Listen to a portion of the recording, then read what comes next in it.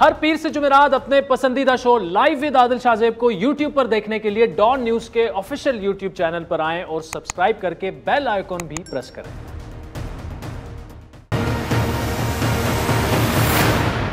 अस्सलाम वालेकुम नाज़रीन, लाइव विद आदिल शाहजेब के साथ मैं हूं आपका मेज़बान। पाकिस्तान की नेशनल सिक्योरिटी पॉलिसी जो है पिछले 2 दिनों से हम सुन रहे हैं। मुईद यूसुफ साहब आए, फवाद चौधरी साहब आए कि जी उसका बाकायदा तौर पर वो ड्राफ्ट हो चुकी है। उसका जो तफसीलात हैं वो तो तकरीबन हमें 1 हफ्ते में बाकायदा मिलेंगी, लेकिन उसके खदो खाल क्या है, पाकिस्तान को इस वक्त जो अंदरूनी चैलेंजेस दरपेश हैं, जो बैरूनी चैलेंजेस दरपेश हैं, उसके बारे में क्या कहा गया है, आगे लाएअमल क्या होगा। लेकिन जो सबसे इसमें इंटरेस्टिंग बात है और वो ये है कि तकरीबन 70 साल के बाद पाकिस्तान को आखिरकार ये रियलाइज़ हो चुका है कि हमारी जो नेशनल सिक्योरिटी पॉलिसी है वो इकोनॉमिक सेंट्रिक होनी चाहिए। अब जब हम इकोनॉमिक सेंट्रिक की बात करते हैं तो जाहिर बात है सबसे पहले रीजनल कनेक्टिविटी जहन में आती है। अफगानिस्तान के मामलात हमारे सामने हैं, ईरान के साथ भी आपको पता है कि ईरान पर पाबंदियां इतनी हैं कि उस तरह से हम ट्रेड कर नहीं सकते। चाइना के साथ भी मामलात हमारे, सीपैक बंद है, सीपैक खुला है, सीपैक पे काम हो रहा है, सुस्त रफ्तार है। तो रह जाता है इंडिया के साथ हम क्या करेंगे, क्योंकि अगर हम इकोनॉमिक सेंट्रिक अपनी नेशनल सिक्योरिटी पॉलिसी को बना रहे हैं तो ये बड़े कुछ सीरियस सवालात हैं। फिर अमेरिका की बात आती है। अमेरिका हमें हमेशा अफगानिस्तान के गॉगल से देखता है और ये हम सबको उसका इल्म है। इंडिया के साथ अगर आप देखें तो इंडिया का सबसे बड़ा ट्रेडिंग पार्टनर 2019-20 तक हम देखें, उसके बाद तो कोविड आ गया था, कुछ मामला तय हुए थे, लेकिन वो अमेरिका रहा है। सऊदी अरब हम देख लें, यूएई देख लें, हमसे ज़्यादा ट्रेड जो है वो इंडिया के साथ करते हैं। वो इंडिया की पॉपुलेशन की भी उसमें एक वजह है। लेकिन एक चीज़ जो फ़िलहाल हम समझने से कासिर हैं वो ये है कि इसको हम इम्प्लीमेंट कैसे करेंगे, इसके खदोखाल क्या हैं और what's the way forward for Pakistan. तो इस पर तफसीली गुफ्तगू करेंगे। एडवाइज़र मुशीर बराए कौमी सलामती डॉक्टर मुईद यूसुफ साहब has been very kind to give us time. Doctor साहब, thank you so much for joining us. पहले तो ये बताइएगा कि आपने ये कहा कि इसका ड्राफ्ट जो है 1 हफ्ते में सामने आ जाएगा, हमारे साथ इसकी तफसीलात शेयर हो जाएंगी। खदो खाल इसके क्या हैं जब हम कहते हैं कि इकोनॉमिक सेंट्रिक अब होगी, what does that mean? Thank you Adil. अच्छा देखिए, पहले तो ये मैं वाज़ेह कर दूँ, इसकी अप्रूवल तो होगी, this is now formal policy. इसकी एक पब्लिक वर्जन जो है वो आप सही कह रहे हैं, हफ्ते 10 दिन में इंशाल्लाह आ जाएगी। बुनियादी बात पहले समझ लें, ऐसा नहीं है कि ये थॉट्स पाकिस्तान में नहीं थी या ये ख्यालात नहीं थे, लेकिन हर मुल्क की एक क्लियर कोडिफाइड विजन होती है, एक ओवरआर्चिंग कॉन्स्टिट्यूशन होती है। कौमी सलामती, नेशनल सिक्योरिटी की जो डेफिनेशन है वो पूरी दुनिया में तब्दील हुई है पिछले 20 साल 25 साल में। एक नैरो बैंड सिक्योरिटी समझा जाता था कोल्ड वॉर के ज़माने में, वो चेंज हुआ। फिर एक ग्लोबलाइजेशन की दुनिया में एक नई सोच आना शुरू हुई, उसमें इकॉनमी है। फिर यूएन ने 90 की दिहाई में ह्यूमन सिक्योरिटी की एक डेफिनेशन निकाली जो हमने अपनी पॉलिसी में फॉलो नहीं की। लेकिन बहरहाल बात यह है कि ये एक कोडिफिकेशन है कि इस मुल्क ने नेशनल सिक्योरिटी के प्रिज्म से जाना किधर है, हमारा हदफ क्या है। तो आज क्या हुआ या कल क्या हुआ या परसों क्या होगा वो ये पॉलिसी आपको नहीं बताएगी।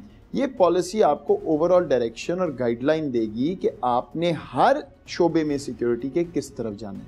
अब सवाल आ गया, अच्छा जी सिक्योरिटी क्या है? तो उसके लिए अब जो समझने वाली चीज़ है, आप खदो खाल की बात कर रहे हैं, इसका पहला और आखिरी जो हदफ है वो पाकिस्तान का आम शहरी है। अच्छा, और उसका भी सिर्फ फिजिकल तहफ़्फ़ुज़ नहीं कि वो जिंदा है और सिक्योर है, एग्जैक्टली उसके लाइवलीहुड कहाँ से आनी, ये उसका पहला और आखिरी हदफ है। अब ये आपने अचीव करना है। अचीव करने के लिए हमने जो कॉम्प्रिहेंसिव नेशनल सिक्योरिटी फ्रेमवर्क बनाया उसमें इकोनॉमिक सिक्योरिटी, माशी सलामती आपका कोर है। क्यों? क्योंकि जब तक आपके पास एक एक्सपेंडेड इकोनॉमी या रिसोर्सेज नहीं होंगे, ना तो आप ह्यूमन सिक्योरिटी कर सकते हैं। आप जितनी मर्जी बातें कर लें, हमने तालीम में ये करना है, हमने सेहत में ये करना है, आबादी देखें और रिक्वायरमेंट्स देखें और वसाइल देखें, और उन्हीं एडिशनल वसाइल से आप अपनी मिलिट्री और इंटरनल सिक्योरिटी स्ट्रेंथन कर सकते हैं, जिसकी बहुत ज़रूरत आगे भी आपको पड़ती रहेगी given the neighbourhood you're in. अच्छा, ये जो हमारी अभी तक स्ट्रेटेजिक डेप्थ की पॉलिसी रही है वो अब शिफ्ट हो गई है इकोनॉमिक डेप्थ की तरफ, ये कहना दुरुस्त होगा? स्ट्रेटेजिक डेप्थ कभी भी नहीं थी। वो जो बहस है 90 की अफगानिस्तान के हवाले से, वो एक टोटली डिफरेंट चैप्टर है। मैं आपको बताता हूँ तब्दीली क्या आई है। हम अब दुनिया के लिए इकोनॉमिक बेसिस देने को तैयार हैं। मिलिट्री बेसिस कब देते हैं? जब जंग होती है, जंग से कोई फ़ायदा उठाना है, नुकसान होना है। ये जो जियो इकोनॉमिक्स की आप बात सुन रहे हैं पिछले साल से, वो इसी पॉलिसी का, हम उसी पे काम कर रहे थे ना इतनी देर से। सो आज से साल डेढ़ पहले कोई जियो इकोनॉमिक्स की क्यों नहीं बात करता था, और आज हर कोई कर रहा है। उसी से फिर चीज़ें आगे निकलनी है। तो मेरा सिर्फ मकसद कहने का ये है, देखें, एक सोच एक जगह पे जब आ जाए और उस पर एक एग्रीमेंट हो जाए, एक कंसेंसस बन जाए सिस्टम का, अब इसमें सवाल उठना चाहिए, इंटेलेक्चुअल डिबेट हो, बताएंगे ये कैसे होगा, ये क्यों नहीं है, वो क्यों नहीं है, वो आप जरूर करें। सवालात आपसे करते हैं। आपने कंसेंसस की बात की, ओपोजिशन इससे खुश नहीं है कि हमें ऑन बोर्ड नहीं लिया गया, आपकी ब्रीफिंग का उन्होंने बायकॉट किया। अब आप ये बताएं कि सिर्फ कैबिनेट तो स्टेक होल्डर नहीं है पाकिस्तान की, ऑब्वियसली ओपोजिशन जमातें हैं, पार्लियामेंट सुप्रीम है। ये पार्लियामेंट में आप कब लेके आ रहे हैं और कब इस पर डिबेट होगी? बड़ी अजीब बात है, हर कोई आप में से मेरे से पूछ रहा है कि कोई इसमें मिर्च मसाला निकला है। देखिए, दिस इज नेशनल सिक्योरिटी, तो कोई चीज़ तो इस मुल्क में सियासत से ऊपर रह जानी चाहिए। This is not a political document in the sense कि ये मेरी विजन है।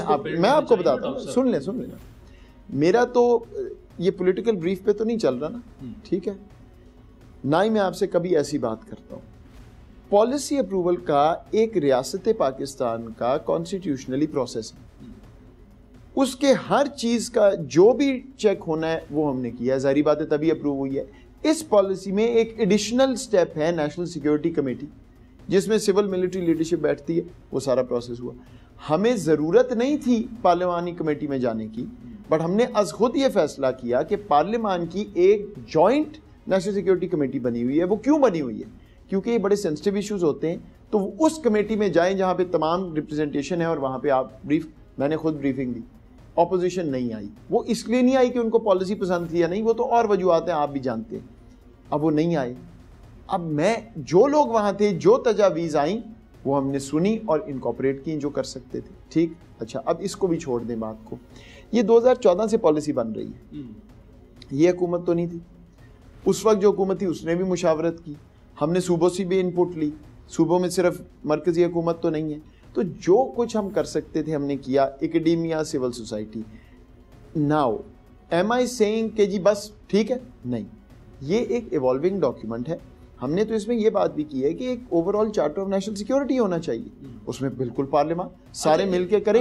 लेकिन मेरी एक रिक्वेस्ट, लेकिन मेरी एक इल्तिजा सुन लें, इस डॉक्यूमेंट को पॉलिटिसाइज करें, उसकी सब्सटेंस पे डिबेट करें, बिल्कुल करें, लेकिन इसको ये फुटबॉल बनाना जो है ये मुल्क के लिए ठीक नहीं है, क्योंकि ये मेरा डॉक्यूमेंट नहीं है, आपका नहीं है। तो तब करेंगे जब ड्राफ्ट हमारे सामने आ जाएगा। एक तो ड्राफ्ट नहीं है, दूसरा ये कि पार्लियामान जो है वो सुप्रीम है। तमाम जितने भी आपने इदारे कहे, गिनवाए, कमेटियां गिनवाई, वहां पे इस पर डिबेट होनी चाहिए। हो सकता मेरे भाई, ये मैंने तो प्रोसेस नहीं बनाया ना, पॉलिसी अप्रूवल का एक process.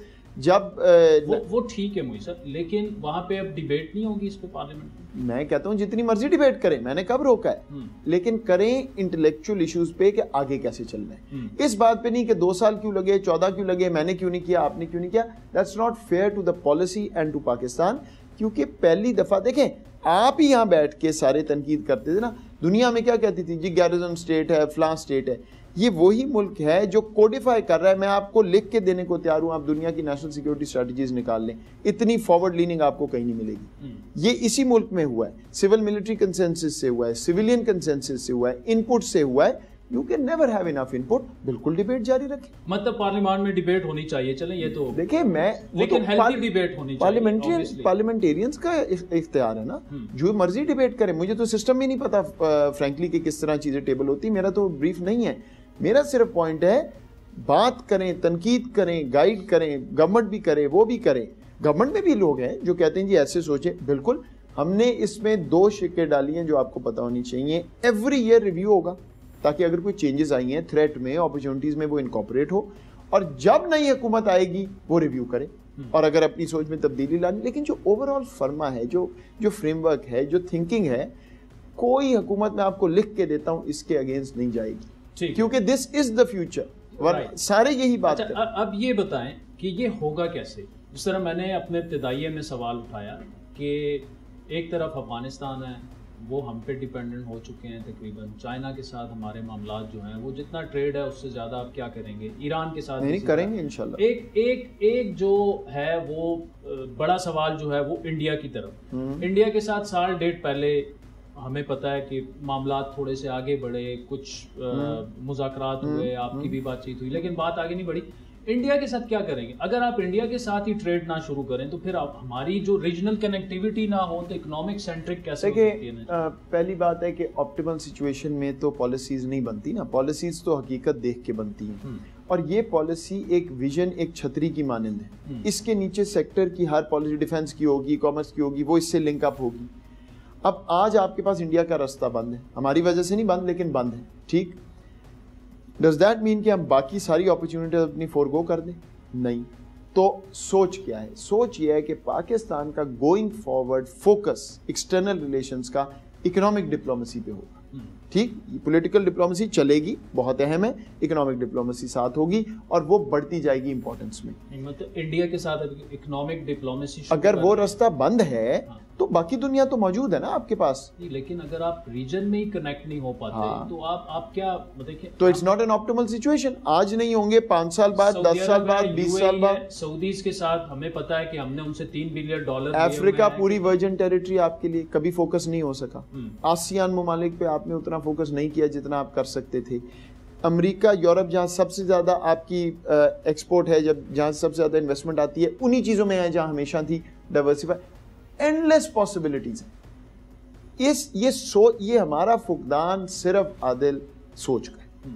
We are only limited by the lack of imagination. Pakistan जितना बड़ा मुल्क, अल्लाह का शुक्र है, वसाइल वाला मजबूत मुल्क, यार कोई चीज नहीं है जो इस मुल्क में नहीं। देखिए, इंडिया के साथ हमारे रिलेशन जो थे ना, उससे हम, एक तो कश्मीर का मामला है, दूसरा ये कि ऑब्वियसली दिफाई नुक्ते नज़र से भी हम 2-3 जंगें हो चुकी हैं, सारा हो चुका है। तो ये आपका जो विजन है इकोनॉमिक सेंट्रिक का, वो अगर मैं फिर एम्फसाइज इस पे इसलिए कर रहा हूँ कि अगर आप रीजन में ही कनेक्ट नहीं हो पा रहे तो कैसे इस विजन को आगे लेके कैसे? भाई देखिए, बात ये है कि it is not an optimal situation, right. मैं तो चाहता हूँ हर एक से पाकिस्तान का ताल्लुक ठीक हो। जब हम कहते हैं हम मेल्टिंग पॉट हैं, इकोनॉमिक बेसिस हैं, मैं तो चाहता हूँ, राइट।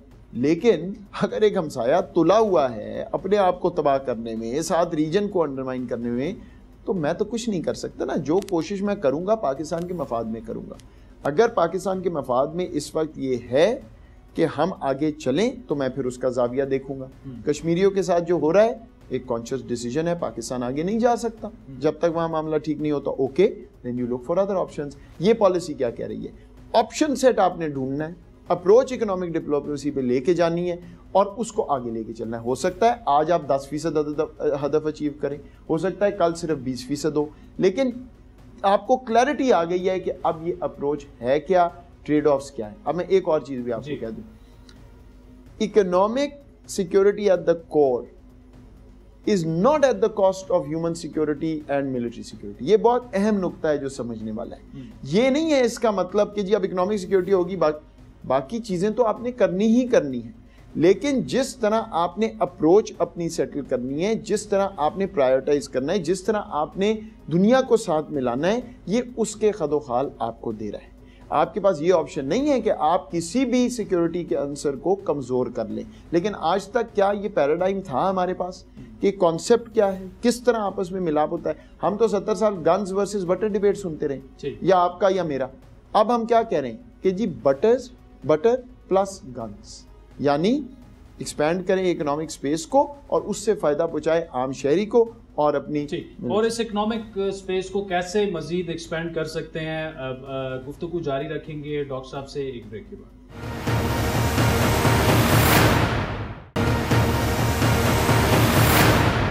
वेलकम बैक नाज़रीन। मुशीर बराए कौमी सलामती डॉक्टर मोईद यूसुफ साहब हमारे साथ मौजूद है। डॉक्टर साहब, ये बताइएगा कि अब लग रहा ये है कि हमें ये रियलाइज हो चुका है कि इकोनॉमी जो है, अगर हम उसे स्ट्रेंथन ना कर पाए तो मामला बड़ी दूसरी तरफ जाएंगे।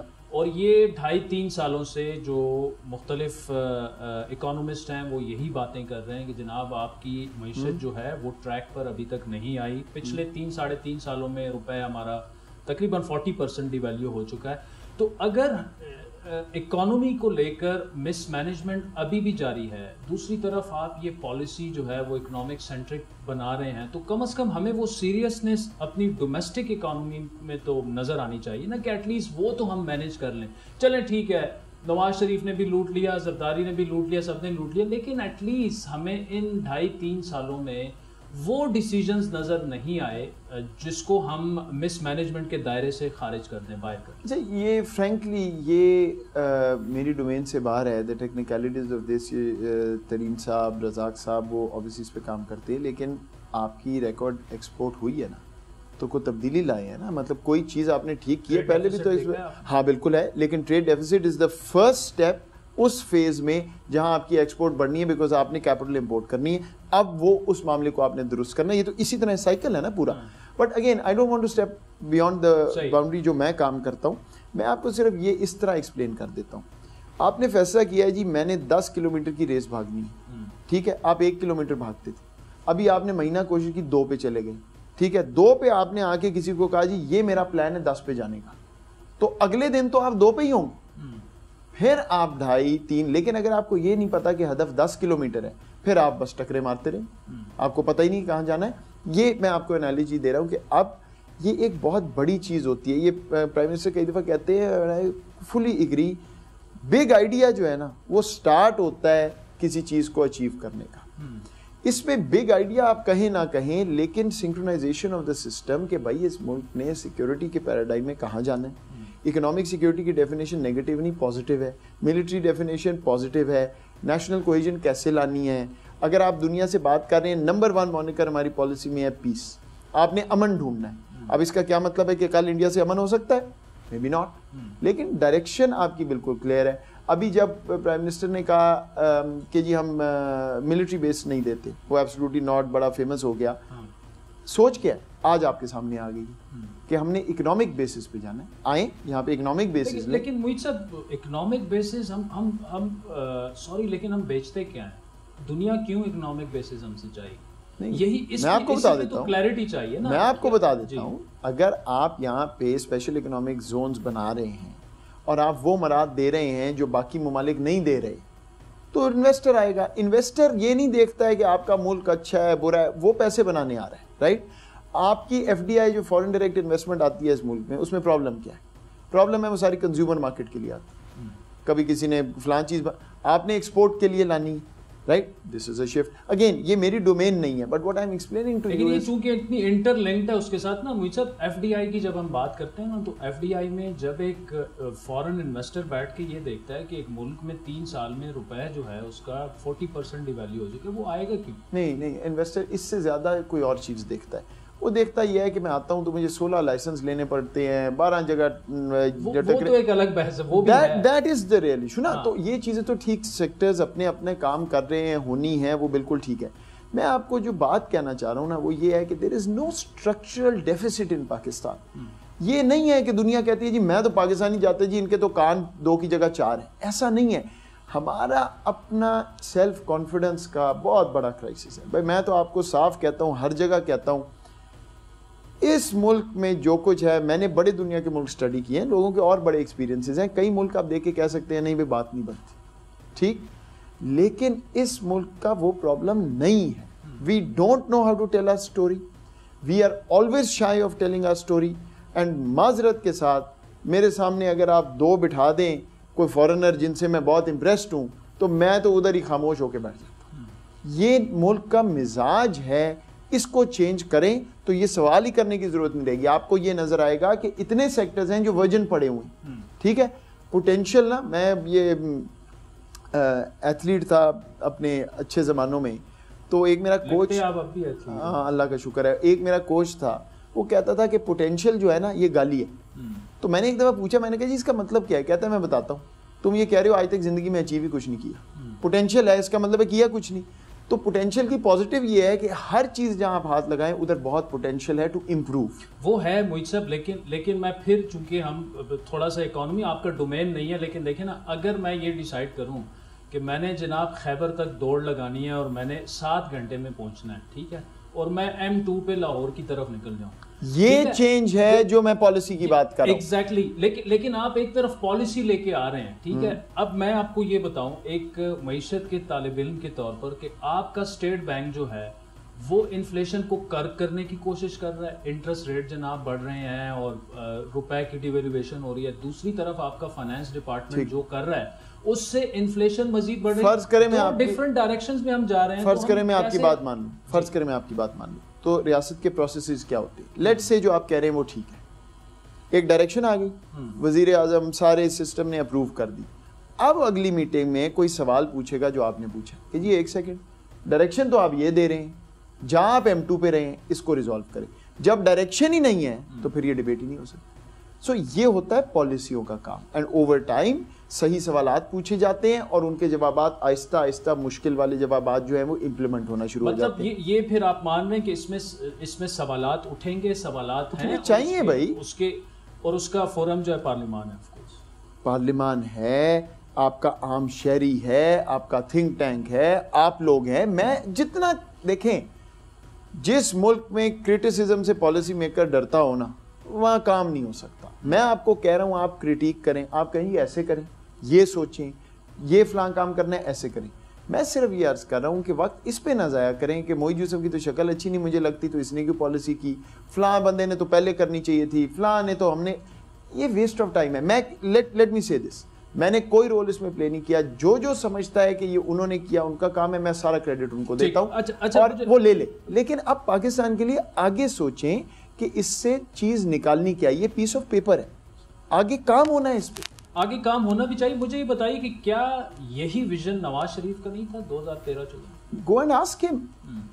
I really don't care. The point is, इस बेसिस पे कह रहा हूँ कि एज ए प्राइम मिनिस्टर उन्होंने जो पहली स्पीच की थी जो फॉरेन मिशंस को, उसमें उन्होंने यही कहा था कि आपने इकोनॉमिक सेंट्रिक अपनी फॉरेन पॉलिसी को तो आदिल फिर पॉलिसी ले आते। नहीं लेकिन यार देखिए पॉइंट, लेकिन वो बात आगे क्यों नहीं बढ़ी? क्योंकि जब नवाज शरीफ इंडिया से ट्रेड की बात करता था वो गद्दार हो गया।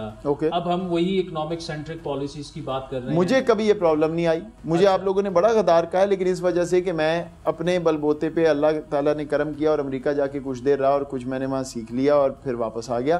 इस पे आपने मुझे गद्दारी का बहुत वो लगाया है, लेकिन अल्लाह का शुक्र है बाकी काम में मुझे कोई प्रॉब्लम नहीं हुई।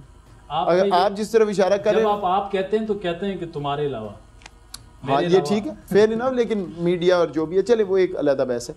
लेकिन मैं आपको बिल्कुल खुल के कह देता हूँ, पहले भी कहा है, 100% प्राइम मिनिस्टर की सपोर्ट, 150% प्राइम मिनिस्टर की सपोर्ट, 200% प्राइम मिनिस्टर की सपोर्ट, उतनी ही फौज की। तो मुझे तो कभी कोई प्रॉब्लम नहीं आई। अगर पुरानों का है तो वो आप उनसे चेक करें। Right now this is a document जिस पे पूरा सिस्टम इज ऑन बोर्ड। ये एक सियासी सवाल नहीं था, लेकिन जनरली एक क्वेश्चन मेरे जहन में, जैसे ही आपकी मैंने परसों एक प्रेसर जब आपने किया वो मैंने देखा, तो एग्जैक्टली यही चीज नवाज शरीफ करना चाह रहा था, बट ही फेल्ड। चले यार देखे, मतलब उनको काम नहीं करने दिया गया या ना, मैं सिस्टम में था ना, मुझे पता है, मुझे सिर्फ ये पता है अमेरिका में थे उस वक्त जब वो तब मैं गद्दारी कर रहा था। वी हैड अ टास्क, पूरे सिस्टम ने, मैं बिल्कुल आपको क्लियरली कह रहा हूँ, ये मेरा रोल नहीं है, कोई क्रेडिट शेडिट वाली बात नहीं है, पूरे सिस्टम ने मिलकर काम किया। 7 साल से काम हो रहा था, ये हुकूमत तो नहीं थी ना, लेकिन वो विजन तो उनका ठीक था ना।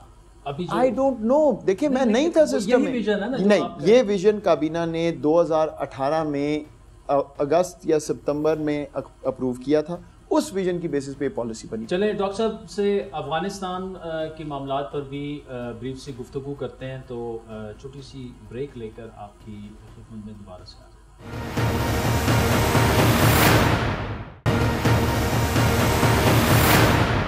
Welcome back. नाज़रीन, मुशीर बरा कौमी सलामती डॉक्टर मोईद यूसुफ साहब हमारे साथ मौजूद है। डॉक्टर साहब ये बताइएगा कि बलूचिस्तान का एक मामला है, भाई कुछ हमारे नाराज़ हैं, पहाड़ों पे चढ़ गए हैं, किसी ने हथियार उठा लिए हैं। ऐलान भी किया था आपकी खान साहब की गवर्नमेंट ने कि उनके साथ बातचीत और ये सारा। अब नेशनल सिक्योरिटी पॉलिसी जो है वो भी बन गई है। क्या करने जा रहे हैं, क्या होना चाहिए उनको कौमी धारे में वापस लाने के लिए?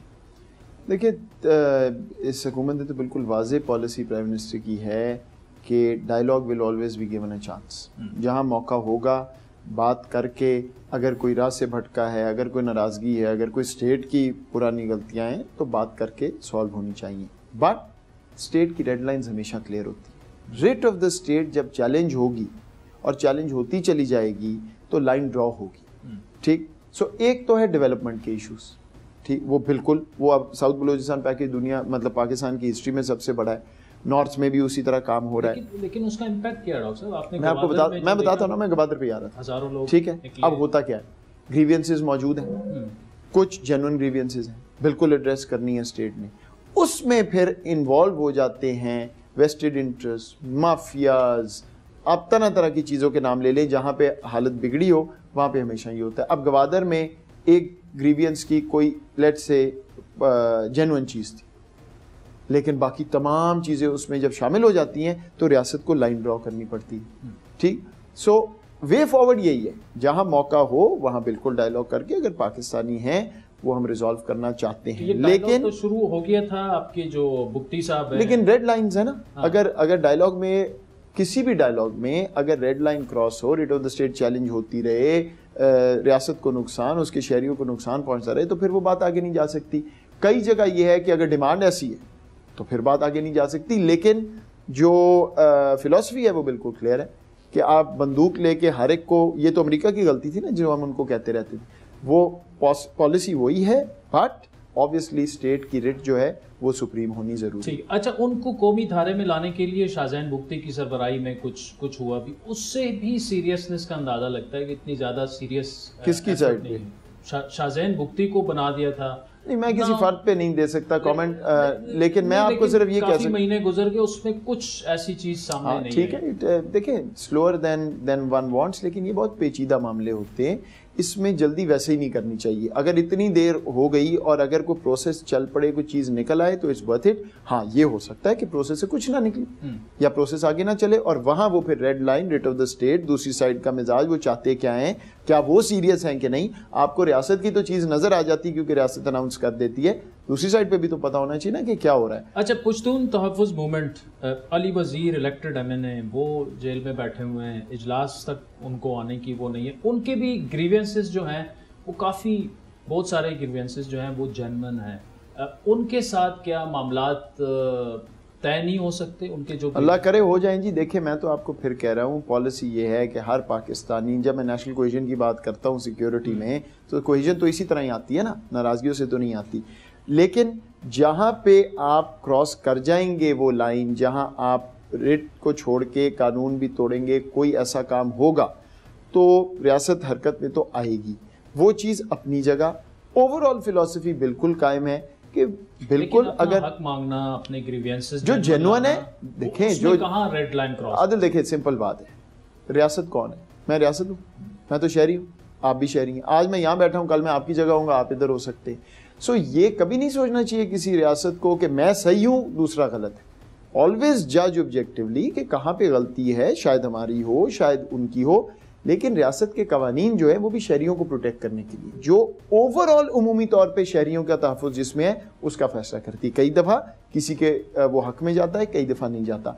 ओवरऑल जो आप PTM की बात कर रहे हैं, मैं आपको PTM, ABC, आप जिस मर्जी का नाम ले लें, फ़िलॉसफी यही है, जितनी जल्दी मसले हल हों उतने अच्छा है। लेकिन जब ऐसी मूवमेंट्स कलर हो जाती हैं with other things that are completely beyond the red line, फिर रियासत has to do certain things. अवाम के सामने आप लेके आए, कहीं नहीं आ सकती, कहीं नहीं आ सकती। Is not good for the other side as well. अगर आप वाकई रास्ता निकालना चाहें तो कई दफ़ा आपको पर्दा डाल लेना चाहिए गलतियों पे उनकी। अच्छा, कुछ ऐसी चीज़ें हैं जिस पर आप, वरना रियासत क्यों ये कर रही है। गुफ्तगू जारी रखेंगे डॉक्टर साहब से एक ब्रेक के बाद।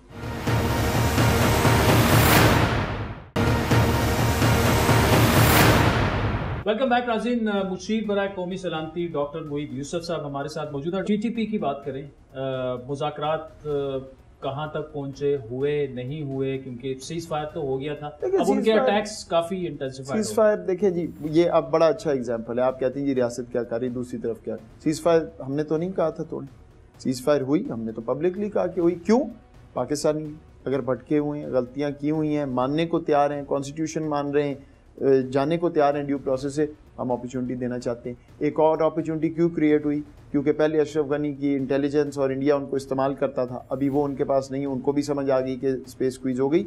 ऐसे ही मौक़ों पे नेगोशिएशन होती है हमेशा, ठीक। तो वो निगोशिएशंस आप अफगान तालिबान के थ्रू कर रहे थे? थ्रू तो आप ना कहें या ना कहें, बेसिकली बिल्कुल, क्योंकि वो कोएग्जिस्ट वहाँ करते रहे, उनके ताल्लुकात हैं, तो उन्होंने कहा जी हम ये आपकी हेल्प करते हैं। हमने कहा जी 100 बिस्मिल्लाह, आप पता कहाँ पे, कोई रुकावट कहाँ पे? ऑब्स्टिकल दूसरी साइड है। अगर वो बात करेगी जो होने वाली है तो हम बात करेंगे, नहीं तो हमारे पास सारी ऑप्शन अवेलेबल। उनकी ऐसी थी जो नहीं मान रही रियासत? मतलब मैं थी तो नहीं कहूँगा, हो सकता है कोई रास्ता निकल आए, लेकिन ऑब्वियसली अगर कोई ऐसी डिमांड होगी जो रियासत नहीं मानेगी अपने शहरियों के तहफ़्फ़ुज़ के लिए, तो हमारे पास बाकी ऑप्शन शेयर करना चाहेंगे क्या ऐसी डिमांड्स? अभी I think it's premature, process चल रहा है ना। लेकिन बेसिक पॉइंट ये है, मैं आपको सिंपली बता देता हूँ, हमने साफ कहा हुआ है कॉन्स्टिट्यूशन परमानेंटली, ठीक, कोई आर्म्स, कोई state with in a state, कोई लॉ ऐसा जो बाकी रियासत का है वो नहीं हो सकता। अगर आपने कोई जुर्म किया हुआ है तो आप प्रोसेस से गुजरेंगे। हाँ, आपकी फैमिलीज हैं जिन्होंने कुछ नहीं किया, वो सिर्फ आपसे जुड़े हुए हैं क्योंकि आपके बच्चे हैं, बिल्कुल ठीक है। ठीक। अच्छा, अफगानिस्तान की बात करें, सॉरी जी। और इस केस में आप ये भी जरूर ज़हन में रखें, लोग डायरेक्टली इफेक्टेड है, एपीएस है, ट्राइब्स हैं, आप मेरे से बेहतर वो कल्चर जानते हैं। जब तक उनका बायन नहीं होगा, रियासत जो मर्जी कह ले, ऐसे नहीं हो सकता कि मैं कहूँ और वो हो जाए, उनका सारों का बायन होगा, उसमें आपके एल्डर्स हैं, मालिक्स हैं, जिरगा है, सबको तो आपको सीज फायर और मुज़ाकरात शुरू करने से पहले एतमाद में लेना चाहिए। नहीं देखिए, ये दो फर्क चीज़ें हैं। सीज फायर नाम है एक चीज़ का कि कोई उधर बैठा हुआ है, हमने यहाँ तो कुछ नहीं किया, वो तो ये है कि एक मौका है बात करने का, अगर उससे कुछ निकलता है तो एतमाद में लेना पड़ेगा, अगर कुछ नहीं है तो फिर ठीक है, फिर और। अच्छा डॉक्टर साहब, अफगानिस्तान का जो मामला है, तालिबान का दिफा पाकिस्तान करता रहा है इंटरनेशनली भी, और I don't agree with that. अच्छा, अफगानिस्तान का दिफा करता रहा, बिकॉज अगर अफगानिस्तान में सलामती ना आई तो पाकिस्तान को डायरेक्ट नुकसान है। मैं और अशरफ गनी का तो कभी नहीं किया, because they were antagonistic, because they were undermining Pakistan. So जिस तरह हम इंडिया के बारे में कहते हैं, उन्होंने बिल्कुल वहां स्पेस दी, जो नंगरहार के बॉर्डर पे किया, आपकी बाढ़ काट दी है, तो क्या हुआ, उस पर बिल्कुल स्टैंड हुआ, बात हुई एज अ स्टेट कि ये काम हो सकता है, ये नहीं हो सकता, मामला रफा दफा होगा। क्यों? क्योंकि वहां पे पॉलिसी लेवल पे कोई प्रॉब्लम नहीं है, दे अंडरस्टैंड, हमारे साथ बिल्कुल सपोर्ट, कॉपरेशन। टैक्टिकल लेवल पे अगर फुट सोल्जर नहीं है, टैक्टिकल लेवल पे अगर ग्राउंड पे कोई इशू आएगा तो वो टैक्टिकल लेवल पे सॉल्व होना भी चाहिए। लेकिन कोई देखें ना, जब वो वहां से उठ के कहते हैं कि हम यहूदियों से ज्यादा पाकिस्तान के साथ जंग के, ओ नहीं यार, वो कोई एक पता नहीं किसने क्या स्टेटमेंट आ गई, उस पर तो बड़ा स्ट्रॉन्ग स्टैंड लेना चाहिए था। नहीं, लेकिन अब कौन कह रहा है? अब आदिल तो सारा वक्त ही मोहित यूसुफ को बुरा भला कहता है, तो मैं इग्नोर कर देता हूँ, तो ठीक है। लेकिन ये तो कोई ऐसी बात होगी। ऑन अ सीरियस नोट, देखिए मैं आपको बताऊं फ़र्क, ये समझिए, हम क्यों दुनिया को बार बार कह रहे हैं ह्यूमैनिटेरियन और ये OIC का समिट क्यों है? एक, बिल्कुल हमारा रिलेशनशिप कल्चरल है, एथनिक है, ये इस तरह नहीं है कि हम किसी दूर के मुल्क की बात। लेकिन दूसरा ये है, मैं आपको सेल्फिश इंटरेस्ट में बता रहा हूँ भाई, कि अगर वहाँ कोलैप्स हो गया तो आपको पता है यहाँ क्या होगा, हमें नुकसान होगा ना। लोग आना चाहेंगे, ये दहशतगर्द TTP वगैरह और खड़े होना चाहेंगे, हम नहीं चाहते। तो हम अपने भले के लिए बात करें। मैं हर एक को एनालॉजी ये देता हूँ कि मेरे हमसाये के घर में आग लगी हुई है या मुझे वहाँ से धुआं नज़र आ रहा है, तो मैं फ़ोन कर रहा हूँ रेस्क्यू सर्विस 1122 को कि जनाब आएँ और ये इसको ठीक करें, वरना मेरा हमसाया भी है, मैं जानता हूँ, और दूसरा मेरे भी गले ये मेरे भी घर में आ जाएगी। अब 1122 वाला कह रहा है नहीं मुझे वो तुम्हारा हमसाया नहीं पसंद, कोई बात नहीं, जलने। इस पे हम एतराज़ कर रहे हैं दुनिया से कि वो जो 30 बंदे आप कहते हैं जी अच्छे हैं बुरे हैं, आप 30 मिलियन लोगों को वहाँ पे तैयार हैं कि वो एक सर्द मौसम में हलाक हो जाएं, वो मर जाएं, वो उनके बच्चे भूखे मर जाएं। कोई इसमें किसी किस्म की एथिक्स, कोई मॉरल नहीं, ये बात है, ये बिल्कुल मैं नहीं, ये तो बिल्कुल वैलिड है कि एतराज़ भी, और दुनिया को इस पर सोचना भी चाहिए। लेकिन इस वक्त हुक्मरानी जो है वो तालिबान के पास है ना, तो उनको भी ये चीज़ सोचनी चाहिए। जब उनका इस वक्त भी फोकस क्या है जनाब, दाढ़ी नहीं कटवानी है, महरम जो है औरत महरम के बगैर 75 किलोमीटर से ज्यादा जा, वो दोबारा से अपने देखिए उस तरफ जा रहे हैं जो उनका पहले इक्तिदार। मेरा क्या इंटरेस्ट हो सकता है इस चीज में? मैं क्यों चाहूंगा कि मेरा एक हमसाया मुल्क आइसोलेटेड हो दुनिया में? ईरान पहले, वो खुद चाह रहे हैं ना, मैं आपको कुछ बता रहा हूँ ना। तो पहली बात तो ये समझ लेना कि मेरा तो कोई इंटरेस्ट नहीं हो सकता ना। मेरा तो इंटरेस्ट है कि हर कोई मेन स्ट्रीम हो। अगर मैंने कनेक्टिविटी करनी है तो जितनी वहाँ वाइब्रेंसी होगी मेरे लिए तो अच्छा है। लेकिन उनकी हुकूमत है, वो एक सॉवरन मुल्क है, हम उनको कह सकते हैं जो कहना चाहें, ये आगे उनका फैसला है। और मैं आपको ये भी बता दूं, मेरे पास बड़े आते हैं, कभी अमेरिकन, कभी कोई, मैं हर एक को ये कहता हूँ, तालिबान क्या कह रहे हैं, उनको लेजिटिमेसी चाहिए और उनको असिस्टेंस चाहिए। ये दोनों चीजें वस्ती दुनिया ने देनी है, मैंने नहीं देनी है। सो ये बात हम तो बिल्कुल कहेंगे, लेकिन ये फैसला उनका है। दुनिया को चाहिए उनसे डायरेक्टली एंगेज करे, जो भी इंसेंटिव्स उनको देने हैं वो दे, एंड उसके साथ जो कंसेशंस वो चाहते हैं वो ले ले। लेकिन ये बात कि पाकिस्तान को कहना जी वो देखे, ये उनका सॉवरेन डिसीजन है। मैंने आपको बता दिया पाकिस्तान कहाँ खड़ा है। हम वहाँ खड़े हैं कि जी तालिबान की हुकूमत है, उनके साथ काम करें, अफगान को हर्ट ना करें, उसके बाद वहाँ स्टेबिलिटी लाएं, वरना मुझे नुकसान है। और बिल्कुल इंक्लूसिविटी, ह्यूमन राइट्स, हम उसके साथ हैं। डॉक्टर मोहित यूसुफ साहब, thank you so much for joining अस। नाज़रीन, डॉक्टर साहब जो हैं वो अक्सर महीने 2 महीने बाद जब भी कोई पॉलिसी पर बात करनी होती है तो he is always been very kind, तो thank you so much doctor साहब। एक उन्होंने लेकिन बात की कि एक हो सकता है कि आप इस कुर्सी पे आ जाए, मैं उधर आ जाऊं, तो ये तो इधर आ सकते हैं हम उस तरफ नहीं जाएंगे। थैंक यू सो मच नाज़रीन, आज के प्रोग्राम पर आपके फीडबैक के मुंतज़र रहेंगे। हमारा ट्विटर हैंडल है @आदिल शाह। मुझे मेरी टीम से मेरी इजाज़त दी।